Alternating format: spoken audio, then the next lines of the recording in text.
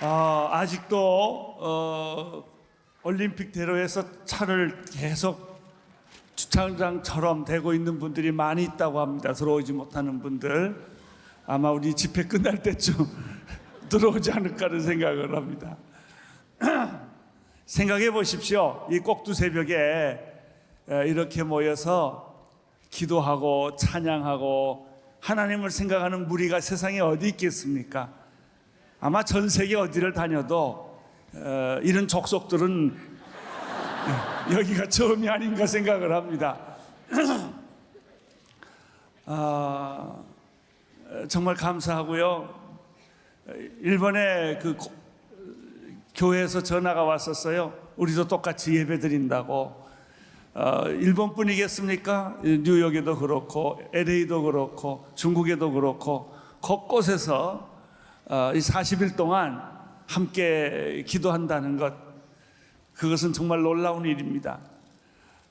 저는 사실 건강이 이렇게 새벽 기도할 만한 건강이 아니지만 새벽 기도 나올 때마다 두려운 마음이 있어요. 미동하지 않는 교인들, 시간이 지나가도 줄지도 않고 흔들리지도 않고 초롱초롱 하나님 말씀을 듣고 기도하는 모습 속에서 작년에는 열정이 있었는데 금년에는 굉장히 차분하신 것 같아요. 말씀에 깊이 들어가는 그런 놀라운 은혜를 경험합니다. 작년에 우리가 40일 새벽 기도를 통해서 1년 동안 영적으로 풍성한 삶을 살았어요. 기적을 경험했어요. 러브 소나타를 하나님이 선물로 주셨어요. 금년에 40일 새벽 기도가 다 끝나가는데 이 기도를 통해서 하나님 우리에게 어떤 기적과 축복을 예비하고 계실까? 분명히 저는 믿습니다. 이번 40일 끝나면 그때부터 1년 동안 말할 수 없는 은혜가 이 민족에게 있을 것이고 여러분 가정에 있을 것이고 여러분 개인에게 있을 거라고 믿습니다. 기대해 보십시오. 하나님은 우리들에게 새로운 일을 하고 계십니다. 오늘 우리가 이 자리에 이렇게 모인 것은 기도하기 위해서입니다. 왜냐하면 기도는 기적을 일으키기 때문에 그렇습니다. 기도는 하나님의 뜻을 가져 알게 하고 기도는 하나님의 비전을 품게 합니다. 여러분, 하나님의 비전을 품으면 이 세상이 새로 보입니다. 내 인생이 새로 보입니다. 그렇습니다. 주여, 당신의 비전을 보여주시고 당신의 뜻을 보여주시고 당신의 기적을 보여주십시오. 기도하는 민족은 망하지 않습니다. 나는 우리나라에 소망을 두는 이유가 바로 기도하는 사람들 때문입니다. 교회가 존재하고 기도하는 사람이 존재하는 한 이 민족은 망하지 않습니다. 북한은 반드시 무너집니다. 통일이 옵니다. 우리나라는 전 세계에 있어서 하나님의 제사장 나라로 복음의 국가로 하나님이 쓰실 줄로 믿습니다. 기도하면 자손만대가 축복받습니다. 저는 이 사실을 믿습니다. 하나님께서는 기도하는 자녀들을 그 자손만대에 말할 수 없는 축복을 허락해 주시는 것입니다. 기도하는 개인은 영혼이 잘 되고 범사가 잘 되고 강건해질 것입니다. 2008년을 시작하면서 오늘 우리들이 40일 새벽 기도를 할 때 하나님께서 우리에게 특별한 기도 제목을 각자 주었어요. 이것은 그냥 기도하는 거 아닙니다. 보통 기도하는 거 아닙니다. 어떤 목적, 특별한 목적을 가지고 우리가 기도하기 시작을 했습니다. 우리 기도 속에는 조국이 있습니다. 우리 민족이 있습니다. 주여, 우리 민족을 거듭나게 해 주십시오. 현재 우리 민족이 이렇게 가면은 희망이 없습니다. 잘 살아도 희망이 없고 정치를 잘해도 희망이 없어요. 우리 국민들이 바뀌어져야 돼요. 정신 상태가 바뀌어져야 돼요. 우리 국민들의 생활이 바뀌어져야 됩니다. 그래야만 희망이 있는 거예요. 주여, 북한보다 더 급한 것은 우리 남한이, 우리 민족이 거듭나고 새로워지는 거예요. 숭례문과 같은 사건은 다시 일어나면 안 돼. 그것이 비교적 한 작은 사건이지만 우리에게 주는 교훈은 너무나 큰 것입니다. 주여 정신 차리게 해주십시오. 오만하지 않게 해주십시오. 교만하지 않게 해주십시오. 신경질 내지 않게 해주십시오. 어떻게 보면 국민들이 다 신경질 낼 수가 있어요. 그러면 아무 일도 안 되는 것입니다. 우리는 하나님의 위대한 일을 하기 위해 태어난 민족입니다. 그래서 이 세계에 평화를 심고 하나님의 뜻을 심는 민족으로 우리를 불러주신 것을 감사합니다. 이런 하나님께 감사의 박수를 한번 보내드리십시오.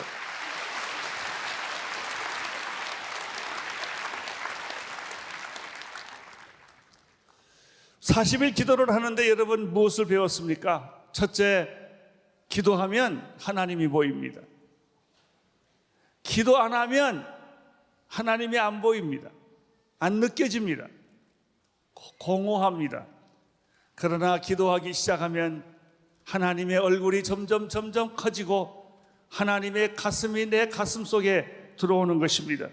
하나님은 영원하시고 하나님은 능력이 많으시고 하나님은 사랑이 한이 없으시고 하나님은 공의로우시고 하나님은 거룩하신 이 하나님이 내게 이슬이 오듯이 공기가 나를 휩싸듯이 하나님의 실제가 하나님의 현존이 내게 느껴지는 것입니다.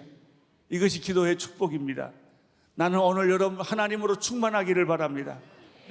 하나님의 음성, 하나님의 손길, 하나님의 능력, 하나님의 따스함, 하나님의 치유, 이런 것들이 오늘 여러분에게 경험되는 축복이 있게 되기를 바랍니다.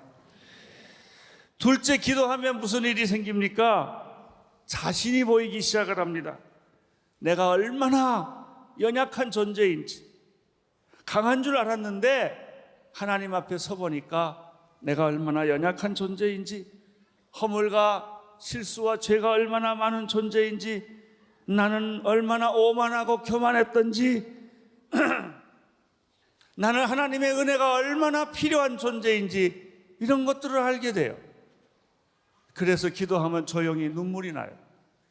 내 자신을 보면서. 그리고 나도 모르게 이런 말을 해요. 하나님, 나를 불쌍히 여기세요. 하나님, 나를 도와주세요. 하나님, 나는 당신이 필요해요.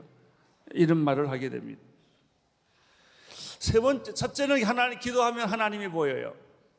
두 번째, 기도하면 내 자신의 모습이 보여요. 세 번째, 기도하면 능력이 보여요. 약한 자를 강하게 해주시고, 허물과 실수를 용서해 주시고, 부족한 것을 채워주시고, 오만하고 교만한 나를 겸손하게 해주십니다. 저는 이번에 40일 기도 동안에 어느 날 내가 나를 묵상해 봤어요. 잠은 안 오고, 그래서 병원에서 잠깐 누워있는 동안에 내 자신을 묵상해 봤어요.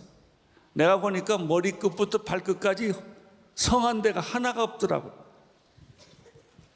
그래서 내가 다 나를 안수했어요.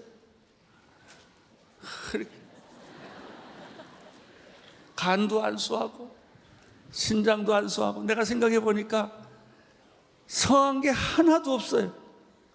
하나님, 어떻게 이런 몸으로 내가 설교할 수 있겠습니까? 하나님, 내가 어떻게 이런 몸으로 목회를 할 수가 있겠습니까? 하나님이 나를 안 고쳐주시면 나는 쓰레기와 같은 존재입니다. 그리고 엉엉 울었다니까요. 그러고 나니까 내게 능력이 오는 것 같아요. 기름 부으심이 오는 것 같아요. 위로가 오는 것 같아요. 저는 이번에 이런 걸 경험했어요. 사랑하는 성도 여러분, 하나님을 묵상해 보십시오. 말씀을 묵상해 보십시오. 하나님이 보이기 시작할 거예요. 그리고 내 자신이 보이기 시작할 거예요. 그리고 하나님의 기름 부으심과 능력을 여러분은 경험하게 될 것입니다. 병든 자를 강하게 하시고, 가난한 자를 부유하게 하시고, 저주를 축복으로 바꿔주시고, 불가능을 가능으로 바꿔주신 우리 하나님을 만나게 될 것입니다.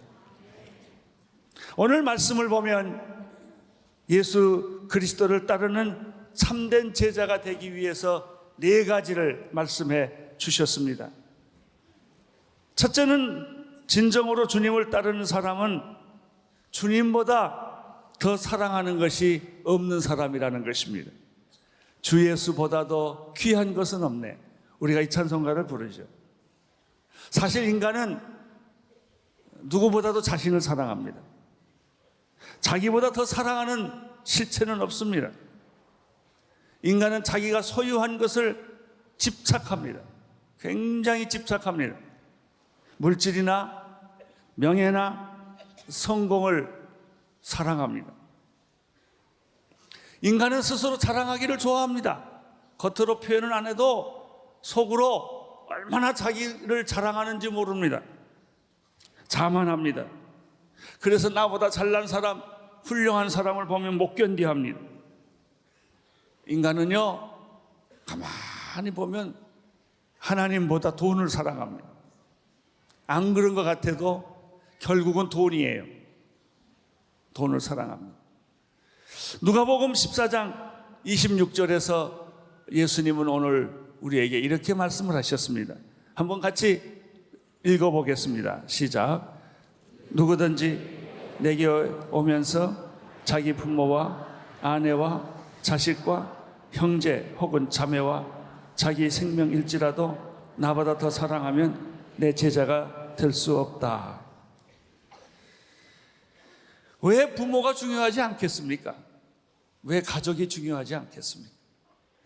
왜 내가 중요하지 않겠습니까? 다 그것 때문에 하는 건데, 누가 그러더라고요. 먹자고 하는 일인데, 살자고 하는 일인데, 사실 교회를 나오는 이유도 다 내가 잘 살고 행복하자는 얘기 아니에요. 고통과 어려움의 문제에서 해결받기 위해서 하나님 믿고 교회 믿는 거 아니에요. 교회 다니는 거 아니에요. 그런데 오늘 성경에 보니까 하나님보다도 내 부모나 내 아내나 내 자녀나 내 가족이나 내 형제나 내 친척이나 이런 것들을 더 사랑하면 나에게 합당하지가 않다. 이 말씀은 굉장히 받아들이기가 쉬운 얘기가 아니에요. 그러나 또 가만히 생각해 보면 이 말씀보다 옳은 말이 없어요. 주님보다 더 사랑하는 것이 없게 하소서. 심지어 민족까지도, 나라까지도 주님보다 더 사랑하는 실체일 수는 없습니다.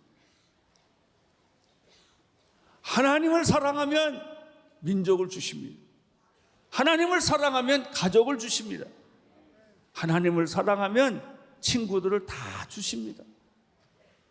그러나 하나님보다 더 이런 것들을 사랑하면 다 잃어버립니다. 오늘 하나님께서 우리에게 주시는 메시지, 하나님보다 더 귀한 것은 없다. 하나님보다, 예수님보다 더 높은 가치는 없는 것이다. 따라서 내가 세상에서 아무리 사랑하고 내가 세상에서 아무리 귀하게 생각한다 할지라도, 그것이 돈이라 할지라도 명예라 할지라도 성공이라 할지라도 하나님보다 더 높게 만들지는 말아라. 오늘 하나님이 주시는 메시지. 그러나 사실은 우리가 가족을 더 중요하게 생각해요. 이거 살려놓고, 나를 살려놓고, 내 문제 해결해 놓고 그 다음 하나님이. 오늘 사랑하는 성도 여러분, 이 새벽에 와서 순서를 바꾸시기를 바랍니다. 하나님보다 더 높은 가치는 없다. 하나님보다 더 중요한 분은 없다. 나는 하나님이 최고다. 이런 믿음을 가지세요. 그러면 이 모든 것을 더하여 주십니다. 가족을 버리라고 하는 거 아니에요. 하나님을 섬기면 가족을 주신다는 거예요. 축복해 주신다는 거예요. 하나님을 섬기면 이 민족을 주신다는 거예요. 하나님을 주시면 너희는 먼저 그 나라와 그 일을 구하라. 그리하면 이 모든 것을 너희에게 더하여 주신다는 말이에요. 할렐루야. 나는 나보다 하나님을 사랑합니다. 나는 내 남편보다, 내 아내보다, 내 자식보다 하나님을 더 사랑합니다. 이렇게 고백하세요. 그러면 하나님이 여러분의 남편과 아내와 자녀와 여러분을 지켜주실 거예요. 축복해 주실 것입니다.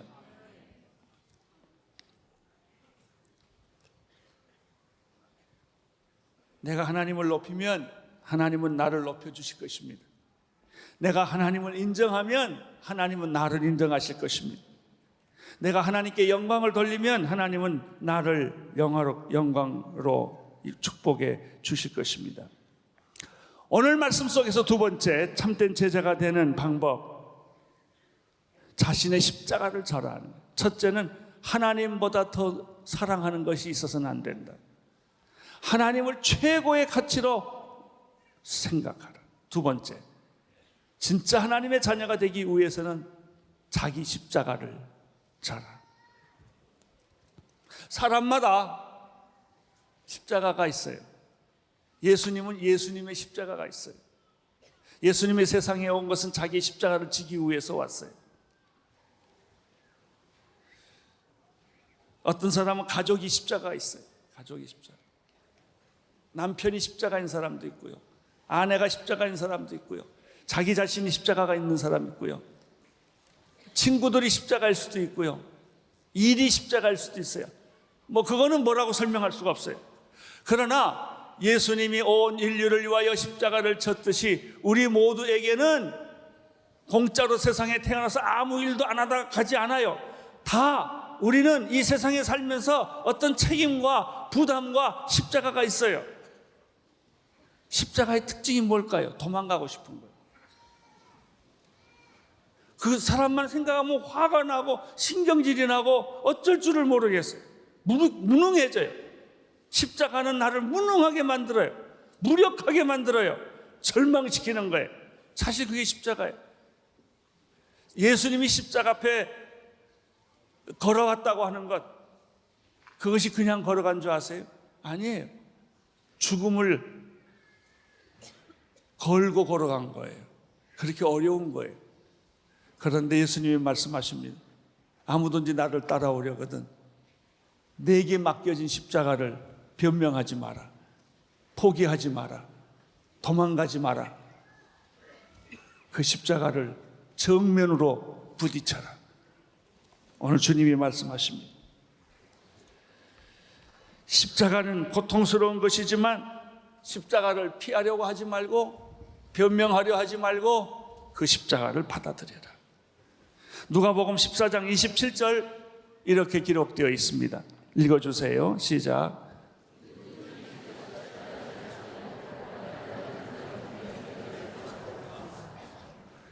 누구든지 자기 십자가를 지지 않고 나를 따르는 자는 내 제자가 될 수 없다. 누구든지 나보다 더 사랑하는 것이 있는 사람은 내 제자가 될 수 없다. 누구든지 자기 십자가를 변명하고 피하고 도망간 사람은 내 제자가 될 수 없다 그랬어요. 사랑하는 형제 자매 여러분, 민족의 십자가를 우리가 집시다. 가족의 십자가를 우리가 집시다. 친구들의 십자가를 우리가 집시다. 그래서 가족을 살리고 민족을 살리고 우리 친구들을 살리고 내 일터를 살려야 하는 것입니다. 세 번째입니다. 주님의 참된 제자가 되기 위해서 오늘 성경에 보면은 소유를 포기하고 준비하는 삶을 살라 이런 말씀을 했습니다. 예수님은 두 가지 비유를 들어주셨어요. 첫째는 탑을 세우는 비유, 두 번째는 전쟁하는 비유예요. 탑을 세우는 사람이 예산을 세우고 준비를 하고 설계를 하고 탑을 세우지 않겠느냐 말이죠. 무작정 땅을 파고 아무 계획 없이 탑 세우는 사람이 있느냐? 그 사람은 나중에 사람들한테 조롱거리가 될 것이다. 전쟁하는 왕을 생각해 봐라. 적의 능력을 파악하고 전쟁을 시작하지 그냥 무작정 감정대로 기분대로 전쟁하는 왕이 어디 있느냐? 만약에 그렇게 전쟁을 했다면 백전백패하게 될 것이다. 두 가지 비유를 오늘 말씀에서 들어주셨어요. 누가복음 14장 33절 같이 읽겠습니다. 이와 같이 너희 가운데 누구든지 자기 소유를 다 포기하지 않으면 내 제자가 될 수 없다. 준비하지 않으면 제자가 될 수 없다. 하나님을 따르려면 철저히 준비해라. 하나님을 따르려면 모든 것을 포기해라. 그래야 하나님을 따르는 제자가 될 수가 있는 것이다. 예수님을 따르고 싶은 사람은 소유의 노예가 되면 주님을 따를 수 없고, 미리 준비하는 삶을 살지 않으면 예수님을 따를 수 없다는 것입니다. 오늘 큐티에서 네 번째 주님의 제자가 되는 법은 소금과 같은 인생을 사는 것이다. 예수님은 우리들에게 별명을 하나 붙여주셨어요. 너는 세상의 빛이요 소금이다. 어둠 속에 비치는 빛과 같은 존재다. 썩어가는 세상에 소금과 같은 존재다. 생각해 보세요. 주님이 붙여주신 별명은 얼마나 존귀하고 영광스러운 존재입니까? 우리 모두 다 별명을 하나씩 가지고 있죠. 제 별명이 뭔지 아세요? 저는 비 맞은 초가집이에요. 요즘은 좀 머리가 이렇게 생겼지만 옛날에는 그냥 비 맞은 초가집같이 생겼어요.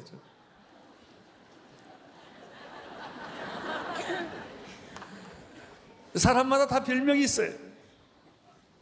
근데 어떤 별명은 우스꽝스러운 별명도 있고 좀 놀리는 별명도 있죠. 근데 예수님은 우리에게 기막힌 별명을 줬어요. 너는 빛이다. 어둠 속의 빛이다. 너는 세상에, 맛없는 세상에 맛을 내는 소금이고, 썩어가는 세상에 썩지 않은 소금과 같은 존재다. 이런 별명을 붙여주셨어요. 별명대로 사시기를 바랍니다.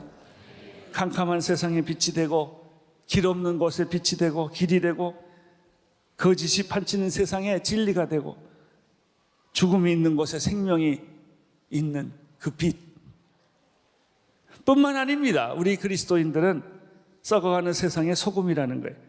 맛없는 세상에 맛을 내는 소금과 같은 존재라는 거예요. 34절 35절 같이 또 읽겠습니다. 시작. 소금은 좋은 것이다. 그러나 소금이 짠맛을 잃으면 무엇으로 다시 짜게 하겠느냐? 그것은 땅에도 거름에도 쓸모가 없어 밖에 버려진다. 귀 있는 사람은 들으라. 생각해 보니까 너무 황홀한 별명이에요. 너는 빛이다. 너는 소금이다. 소금이 짠맛을 잃어버리면 어디에다 쓸 거냐? 다 버릴 것이다. 예수님은 오늘 네 가지 우리에게 제자도를 가르쳐 주셨어요. 첫째는 주님보다 더 사랑한 것이 없게 하라. 주님보다 더 높은 가치를 없게 하라. 두 번째, 자기 십자가를 피하지 말라. 자기 십자가를 져라. 세 번째, 소유를 포기하고 항상 준비하는 삶을 살아라. 그리고 마지막에 소금과 같은 맛을 내라. 이 네 가지 사실은 듣기는 기분 좋은데 행하기는 아주 어려운 거예요. 어려운 게 아니라 불가능한 거예요. 누구든지 조금 시도는 해볼 수 있어요. 그러나 몇 번 시도하면 절망할 거예요. 왜? 우리는 그런 존재가 아니니까. 그러나 안심하세요. 기도하면 가능해요. 이렇게 새벽 기도하면, 40일 기도하면 여러분이 이런 존재로 변하기 시작을 해요. 왜냐하면 기도하면 성령님이 오시기 때문에 그래요. 성령님이 오시면 여러분의 체질을 바꿔주세요. 여러분의 인생을 바꿔주세요. 기도하는 대로 응답이 이루어져요. 그래서 희망이 있는 거예요. 나는 오늘 여러분들이 희망 전도사가 되기를 바랍니다. 나는 오늘 여러분들이 민족의 희망이 되고, 가정의 희망이 되고, 여러분의 삶의 희망이 되는 축복이 오늘 이 아침에 있게 되기를 바랍니다. 오늘 제 설교 끝나면 우리는 합심해서 기도하게 될 거예요. 기도하면 내 체질이 바뀝니다. 기도하면 성령님이 오십니다. 바람이 붑니다. 불이 떨어집니다. 기도하면 능력이 나타납니다. 그 능력은 나를 바꿀 것입니다. 나는 나를 바꾸지를 못합니다. 나는 내 십자가를 질 능력이 없습니다. 나는 하나님보다 돈이 좋고 하나님보다 명예와 권력이 더 좋은 것이 인생이에요. 그러나 성령이 오시면 하나님이 더 좋아져요. 하나님이 더 좋아져요. 내 십자가를 웃으면서 기쁘게 짓고 그리고 승리할 수 있어요. 하나님이 내게 임하시면 소금 같은 존재로 내가 변해요. 할렐루야. 오늘 주여 그런 일들이 이 자리에서 일어나게 하여 주옵소서. 이 잠실체육관이 민족의 희망이 되게 하여 주옵소서. 우리들이 합심하여 기도할 때 그 능력이 임하게 하시고 병이 낫게 하시고 저주가 떠나가게 하시고 가난이 떠나가게 하시고 아버지 하나님 원합니다. 내 체질 좀 바꿔주세요. 여러분 바꿔줘야 돼요. 변해야 돼요. 내가 스스로 할 수 없는 것들 내 노력으로 내가 애써서 아무리 애를 써도 안 되는 것 그건 하나님이 하세요. 오늘 이 아침에 하실 것입니다. 하나님이 여러분의 기도까지 바꿔주실 거예요. 나는 이 정도 수준까지밖에는 기도를 못하는데 하나님이 여러분의 기도를 바꿔줄 것입니다. 여러분을 긍정적인 사람으로 만들어줄 것입니다. 여러분을 축복의 사람으로 만들어줄 것입니다. 하나님은 여러분을 기도의 파트너로 삼아 주십니다. 그래서 하나님이 말합니다. 함께 가자. 나랑 함께 승리의 개성가를 부르러 가자라고 말씀합니다. 절망이 가장 큰 죄입니다. 포기하지 마세요. 절망하지 마세요. 여러분 제일 나쁜 것이 기대감이 없는 거예요. 기대감을 가져보세요. 하나님은 여러분을 변화시켜 주실 것입니다. 우리 민족을 변화시켜 주실 것입니다. 나는 우리 민족에 대한 기대가 많아요. 기가 막히게 변할 거예요. 우리 민족이 자랑스럽게 변할 거예요. 정말 내가 우리 민족을 생각하면 눈물이 날 만큼 우리 민족은 변할 거예요. 우리 백성들은 변할 거예요. 여러분이 가정이 변할 거예요. 축복의 가정이 될지어다. 축복의 사람들이 될지어다. 기도의 사람들이 될지어다. 할렐루야. 우리 하나님께 감사의 박수를 올려 돌리십시오.